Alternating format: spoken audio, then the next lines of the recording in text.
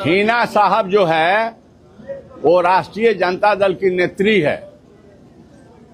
शहाबुद्दीन साहब राष्ट्रीय जनता दल के फाउंडर लीडर रहे हैं और हमारे साथ और उनके साथ बहुत गहरा रिश्ता रहा है।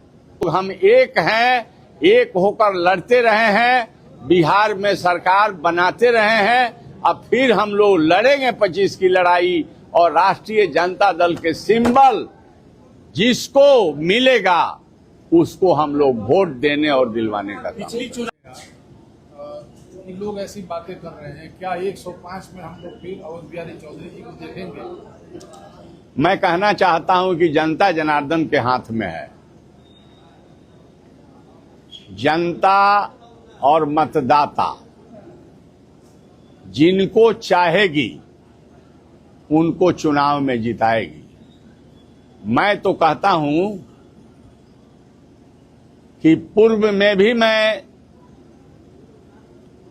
कुर्सी से अलग रह करके भी बहुत दिनों तक सामान्य रूप से सेवा किया और फिर जनता ने आशीर्वाद देकर अवसर दिया तो मैंने सेवा किया कर रहा हूं। आने वाले दिन में जिस लायक मतदाता जनता हमको समझ करके जो जगह देगी उसका निर्वहन जो हमारा छात्र जीवन से सेवा करने का जो आदत है उसके समरूप हम काम करेंगे।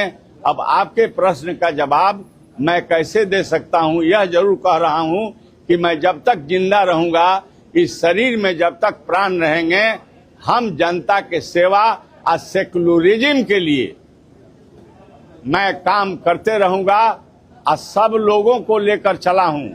कोई नहीं कहेगा कि हमको छोड़कर चले। लोकसभा चुनाव में राजद 2 खेमों में दिखाई दे रहा था, लेकिन अब देखा जाए तो हिना साहब की वापसी हो गया राजद में, तो क्या माना जाए इसका फायदा विधानसभा? हिना साहब जो है वो राष्ट्रीय जनता दल की नेत्री है। शहाबुद्दीन साहब राष्ट्रीय जनता दल के फाउंडर लीडर रहे हैं और हमारे साथ और उनके साथ बहुत गहरा रिश्ता रहा है। हम लोग एक साथ काम किए हैं।